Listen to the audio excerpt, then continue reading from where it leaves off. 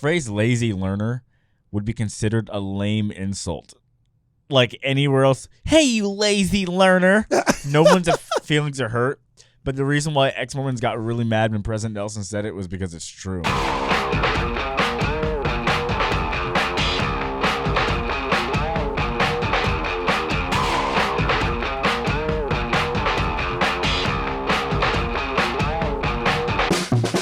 Maybe they didn't read the actual published results, but... For anybody that knows statistics, this is not a good graph for Ex-Mo anti-Mormons or just anti-Mormons in general, because they basically empirically proved atheism is stupid. You can prove it empirically, and B, anti-Mormons just don't know what they're talking about. Third one's a banger. Here's the graph. Welcome back to Midnight Mormons, ladies and gentlemen. I'm your host, Cardinals, and I'm joined by Kwaku L and Brad Whitbeck. And I don't even know how to introduce this, but it looks like basically science kind of proved that lazy learning is real. You know what I'm saying? And we've got some data here that just came out of a recent article that kind of proves it. And we're going to talk about it. I know Ex-Mo subreddit absolutely hates it when we use the term lazy learner, but there's literally graphs and data out there that just showed that it's real, and we're going to go over it. Do you know what's funny though? Okay, Cardin? what? They really liked this survey. Okay. So if you want to pull it up. Okay, let's pull it up. Let's analyze this. This was just Deseret News shared a survey, a national survey done by the B.H. Roberts Foundation that had these findings. And Ex-Mormon subreddit was particularly excited about this graph that you're showing right now. Okay, cool. The 6% of people learned about the church on TikTok. Okay. And how close that was to LDS missionaries. And they were excited about TikTok, Reddit, and then Facebook and TV shows and movies. Yeah. And they specifically were talking about how loud the Ex-Mo voices are in a lot of those spaces. Yeah. Saying like, hey, awesome, we're getting a lot of the word. We're taking down the church. We got as much influence. Exactly. Yeah, okay. And so they were very vocal about this part of the survey. Yeah, okay. Look at that. Between 3% of Reddit, 2% of podcasts, which is almost wholly anti-Mormon space. You know what I'm saying? And then 6% of TikTok and Wikipedia. All the Wikipedia articles are curated by anti-Mormons. We all know that. You know, and TV shows and movies, like, I mean, if what Hulu's putting out counts as TV shows and movies without horrible Under the Banner of Heaven, nearly unwatchable show, then, you know, you add all those percentages up. It was really boring. It was really boring. But either way, it was anti-Mormon, and they like that. So like, yeah, we're making inroads, man. Mm-hmm. We're making inroads, man. Okay, but there's other graphs that I don't think, lazy learners don't go past the opening page of the study and don't go deeper into the data. So when you go deeper into the data, there's some pretty just like bad indictments of lazy learning, right? Yeah. So go to the next. Go to the next one. Okay, yeah. Here's the next graph right here, which yeah, we're leading up to it. We're leading up to the banger. This one just, they liked this one because it further isolates like young people, 18 to 29-year-olds. 18% of people learning about it from TikTok, right? And what's interesting is the number of TV shows and movies went down. Mm-hmm. So more from Wikipedia, more from Facebook, more from TikTok, and more from Reddit, which was interesting, right? Yeah.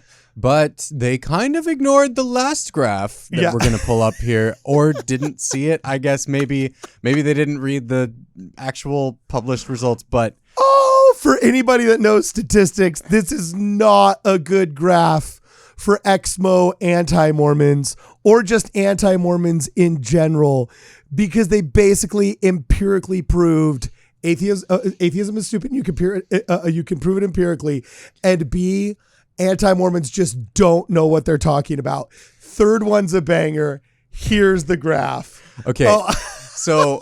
When you're looking at this is a self-rated knowledge and quiz score. Put it back up. Okay, so that people put it can, up. Basically, we've got people were given a survey about Mormons and like asked what Mormon beliefs were and allowed to answer what they were. And then they were told to rate their confidence on how well they knew about Mormons, right? Yeah. And so what we see here is the people who rated themselves as very knowledgeable on the left side of the graph there, very knowledgeable. They had a net quiz score of, what is that, -4? -4. So they were so confident that they knew so much about the church, and they scored worse. The lowest, like, okay, for those of you that are listening on radio, okay, anybody familiar with the bell curve knows that it's a very specific curve that generally shows standard deviations in the way a population usually falls in the majority of situations on a graph. There's always outliers, but the majority of people fall within a bell curve. This is an exact reverse bell curve. And if anybody is familiar with any of the social media videos that have come out saying like, oh, there's the more you F around, the more you find out graph, you know what I'm saying? Or there's the hot crazy matrix, you know what I'm saying? This graph literally goes from left to right saying, what was your quiz score on the Church of Jesus Christ of Latter-day Saints? Like, how much do you actually know about the doctrine? How much do you know actually about how they are, what they do, how they worship, so on and so forth. And then you had to, in the positive axis up and down, actually rate whether you were extremely knowledgeable, very knowledgeable, somewhat knowledgeable, or not very knowledgeable, or no knowledge at all. All right. And this graph is not a standard bell curve, but an exact reverse bell curve downwards, in which, as you can see right here to the left, that the higher you self-reported as very knowledgeable, the worse you got on your score of knowing about the true doctrines and practices of the Church of Jesus Christ of Latter-day Saints. Like, the people who admitted they weren't very knowledgeable got a 0, and that was fine. It was good. They're like, okay, we are correct. There's a little bit, there were some people who got a really high score, and they said they were about somewhere between somewhat knowledgeable and very, right? Yeah. So there's a couple of people in there that were actually correct, but the majority of these people, very knowledgeable, somewhat knowledgeable, it's like -6, -5, -4, -3. Like, so can we empirically say this statement based upon this graph, that science just proved that if a toxic podcaster or TikToker who declares himself to be a very knowledgeable ex-Mormon talking on this subject, that you are most likely the least knowledable according to science or on the subject. Or the second least knowledgeable. Or the second least knowledgeable. You know what I'm saying? Like, I think we could basically say lazy learning is real and science just proved it. True or not true? You know what's funny? What? The phrase lazy learner would be considered a lame insult. Like anywhere else, hey, you lazy learner. No one's feelings are hurt. But the reason why ex-Mormons got really mad when President Nelson said it was because it's true. Yeah. And he came up with the perfect phrase. Oh, dude. And I don't think he was trying to use it as an insult to put people it's a down. boomer alliteration. Yes, it was an alliterative thing that he was using to say, like, hey, people who aren't like going through rigorous study, they will have problems. And that's what he was trying to say. And people are like, you're calling me a lazy learner. It's like, no, I've learned so calling much. you a lazy learner now. But like, literally, go type in on Exmo subreddit the term lazy learner. They're like, how dare they say all of my deep inquiries? I read 5 pages of the CES letter once. I am very knowledgeable. Very, very, very knowledgeable. And then I'm getting the worst score on the graph. You know what I'm saying? That is funny. Okay, let's go over what else was in this study, because some of this was pretty interesting. There were a couple of other takeaways that people who have a college degree or know a member personally know a lot more about the church. Okay, that kind of makes sense. That seems like that would be pretty predictable. Also, there's a table of probability of changing religious affiliation by age range, which actually brought up some really interesting points here, that like age really affects that decision. Where do Americans learn about Latter-day Saints if they're old? Interestingly, it's like literally almost 50% family and 27% books and 16% LDS missionaries. And what do you notice about their graph in comparison to this graph? There's literally no TikTok, no Reddit, no Facebook, no nothing on there for the old folks. And then this is actually a subject that Dan McKinley brought up that I'd like to say. He thinks what? Mormoner put out the funniest meme of this actual take. Okay, what did he say? It was just the Mormons stating there like, I feel bad for you, and then the general public, I don't think about you at all. That's a great one. That's a great You know, one. that was pretty Mad hilarious. Men has a lot of really funny quotes. So what I think is interesting about this is one time Dan McKinley, you guys know him as Speed Read Dan or Dan the Physiognomy Man. Yeah. He was asking me when we were talking over lunch in a day where you guys weren't here, but he would have been able to fly down from Florida and stuff. He said, so what do you think, you know, the challenge of the 19th century was this, the challenge of the 20th century was this, the challenge of the past 20 years has been, you know, social justice and attacks from the LGBTQ community and so on and so forth. He says, what do you think the challenge of the 21st century will be going forward once all of this dust settles? I said, I don't know. What do you think? And he said, I think it's relevance. He said, I think the church will struggle to be relevant, you know? And I thought, oh, that's interesting. And here you actually have that argument. How do Americans feel about Latter-day Saints? And There's actually, not a lot on very much dislike or very much like. It's almost an entire, like almost over a majority of the people just said neither like nor dislike. Yeah. And what's interesting here is the dichotomy that they have. Put the graph back up. Okay. Of showing the church in blue versus its members in red. And you have more people who are willing to say that they somewhat like, or very much like its members. Yeah. But more people willing to say very much dislike, or somewhat dislike the church, right? I could for see people small who have an percentages opinion. there. Yeah. Yeah. So for people who had an opinion of the church and its members, they tended to like the people, but dislike the church. And so I kind of wonder where we are going into the 21st century. And I don't think this is just a church problem. I think this is a millennial and Gen Z problem. Because, for example, who have the most prominent members of the church been that have increased our profile and relevance? Donny Osmond. Yeah, like, you know, there's always the occasional actor. There's the occasional musician and so on and so forth.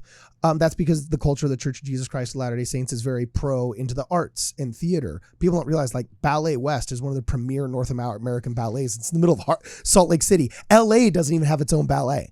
Like, the Los Angeles Ballet is like AAA ball, you know, nice, talented girls, but they don't even have their own orchestra pit, you know? Meanwhile, Ballet West is putting on like world-class cultural productions that rival New York City and Moscow, right? So, what makes us relevant? Well, you know, we've had some senators in there. There was Harry Reid and there was Mitt Romney on the political side. Actors, you know, there's a couple actors, so on and so forth, but we're not replacing them. Every time an organist dies in our ward, there's not a young organist that replaces them. A lot of these things culturally have kind of gone the way of that generation, which is actually a problem with us, the younger generation, not picking up those piano lessons, those organ lessons, not becoming actors and just instead becoming kind of like TikTok people, you know? And I think a struggle of not just our generation, but specifically those of our generation of the Church of Jesus Christ of Latter-day Saints in the future will actually be relevance. And I feel that's kind of manifest by this graph, right? Yeah, interesting. So, okay, in the last little bit that we got right here before we got to go, because we got a plane flight to catch. We all got to get out of here. Yeah, what do you think of this one, Kwaku? Any takeaways from this, brother? How do Americans feel about Latter-day Saints compared to the average? These groups like the church and its members. For the religious and unaffiliated and LGBTQ plus, it was like No, yeah. yeah, no. And then for pretty much everybody else, Muslims, Catholics, and Republicans, it's like, yeah, we somewhat like these guys. You know? Oh my gosh. Huh. You know, it's good to know that Muslims like us. You know? That's good to know. Exactly. You know? They're like, yeah, we get the prophet thing. Okay. You know? Yeah, no, I mean, I think that's kind of cool. That's kind of cool because you know what? Look, ultimately, if we're in the social justice era, Yeah. and we have to pick you kind of have to pick your oppressed class to give you like the kudos, you know, and the seal of approval. Okay. I'm gonna go with the people that we've been at war with for the past 20 years, who are of a religion that's often maligned, like, and that doesn't get along with everybody else in the social justice arena. Like they understand what it's like to like be persecuted more than what is it, atheists? Yeah. Atheists and LGBT people, yeah, I'm gonna go. Muslims understand that way more, so Yeah. I'm like happy that they can understand. Like they go, yeah, we like them, they're nice to us, and no one else. That's good to hear. That's Oh, good to that hear. is Yeah. funny. So let's just burn through the last of these little graphs because I thought some of it was interesting. I do remember when John DeLynn posted his excitement about the fact that America had become actually a majority secular, or at least majority non-religious country. And he posted the results of that Rasmussen poll. I remember when we were filming TITS, that was one of his posts. And I thought, man, why would you You're celebrate filming that? whose? TITS, This Is the Show. Oh, Which You've is adopted actually- the language of your oppressors, Scott. Hey, you're the one that actually became an extra in one of those films, dog. So that's funny. Anyway, 51% of Americans still believe that Jesus is their savior. So we're still hanging on. We're still a majority. Yeah, depending on which sample you get. The land is not cursed yet. The land is not cursed yet. And then in addition to that, there was 29% of Americans believe that there could be a prophet like Moses today. That I actually thought was a very interesting statistic. Yeah. Because generally what I find, at least amongst evangelicals, is this idea that no, there can't be a prophet. And, you know, Catholics, they'll be like, well, there kind of is a prophet, but he's not a prophet. He's the vicar of Christ, the Pope. You know, so I kind of thought Mormons being like 1.5% of the population are very unique in that idea. So I figured this would be hanging around more about like 3 to 5% of Americans believing that there could be a prophet like Moses today. Yeah. And I would be curious to see what the skew was on like younger people believing this. Because weirdly enough, on my mission, when I would ask people about that, like, do you think we could have prophets like Moses today? It was always younger people who were like, yeah, that'd be awesome. Yeah. Where the older people had kind of been like indoctrinated with we have a Bible. We don't need a prophet now. And it's like the younger generation was totally down for prophets from my interactions. Yeah. And here's another really interesting stat that was gleaned from this data. What beliefs do people share with Latter-day Saints? Check out this graph. 61% of Americans believe that there is an afterlife. Okay, 61%. And when we go out and we do our man on the street videos and so on and so forth, Kwaku has made this point very eloquently, that generally people fall in line when they intuitively envision God with the Mormon conceptualization of God being a physical father that loves his children. All right. And then when they view heaven, they generally conceptualize something that's more in tune with what the Mormon belief of heaven is and 3 degrees of glory and what the Apostle Paul said in the book of Corinthians than like whatever Dante's Inferno evangelical Christians have cooked up, right? And so when they say, what beliefs do people share with Latter-day Saints? 61% of Americans believe that there is an afterlife, but look at this next graph. What beliefs do Americans share with Latter-day Saints? Only 27% of Americans believe that they will remain married in the afterlife, but 51% believe Americans believe that they will be with their family in the afterlife. So if you believe that there is an afterlife to the tune of 61%, and you believe that 51% of Americans say they will be with their family, well, who's your family if not your married spouse and your children? Like, I don't see where that disconnect could come from. Well, it might have something to do with till death do us part, and them viewing it as like their marriage is dissolved, but they'll still be with their family. Or maybe people who are divorced, but they'll believe they'll be with their family, but they don't necessarily count divorce their spouse. probably plays a big role in this. Yeah. Okay, that makes me less confused. Maybe they're just cynical. You know what I'm saying? Or maybe they just had a really bad ex-wife. You know what I'm saying? Like, my dad was serving his mission once, and he served in 1978 in Detroit, Michigan, when the priesthood ban was lifted, right? And he said it was hilarious because they were giving, the priesthood to all the members and so on and so forth that were active in the church and up there in Detroit. And there's a heavy African-American community. And he said one of them went missing, though. And they're like, dude, where is brother? Let's just call him Johnson. Like, where's brother Johnson? And so like they went to his house and like he wasn't there. Wife hadn't seen him. Talked to his friends, went to the basketball court where they had dunking competitions. Like they literally went looking for brother Johnson. And they never found him until one day randomly, my dad was tracting in a different city in Detroit after transfers like 3 months later. And he found Brother Johnson at a friend's house, like sleeping on the couch. He's like, Brother Johnson, where you been? He's like, oh, when I found out that I would have to be with that woman for the eternities, I just had to run. I don't want anything to do with the celestial marriage. Oh, like, no. I don't want anything to do with like, that woman's crazy. And so he literally thought that by like getting the priesthood and being sealed to his family, he'd be stuck with that woman forever. And he ran like Jonah running from Nineveh, but instead running from his wife. Wow, dude, my voice cracked there a bunch. It was really funny. So anyway, there was a couple other stats here that I thought were cool, but what I do is I would encourage everybody to go check this out because there's some really interesting this one data surprised here. me. Oh, it did? I was going to wrap it up, but Yeah. yeah, tell us what you think, man. Just 18% of Americans believe that humans can become like God in the afterlife. Wow. I thought that was a more uniquely LDS thought. A lot of people just ultimately innately know that. Yeah, it's intuitive, you know? Yeah. To these people who haven't been told otherwise, they're like, oh yeah, that makes sense, you know? Yeah. You know, maybe the Church of Jesus Christ of Latter-day Saints, aka the Mormon Church, needs to start adjusting its promotional videos instead of being like, oh, family, isn't it about time? Imagine if they had a guy like Kwaku that literally just got up and said, do you want to know how to become a god in the afterlife? Call this number now. You know what I'm saying? No, and we yeah. just like, we just straight publicized it as like, That's what we need to do with the Super Bowl commercials. How we're always like, they're always like cute, fun ads. They need to have like like a montage of someone divorced, pills, sad, school, all the stuff. You weren't made for this. You're made to be a god. Find out how. Mormon.org. People be like, yo, I'm going to that. I don't know what that's about. But that that's seems pretty interesting. cool. yeah, that seems Yeah. pretty base. Dude, we should try that on Midnight Mormons, bro. I would if you would make some cool ads like you do for Jupiter Hill, shameless plug, like you do for Jupiter Hill, you know what I'm saying?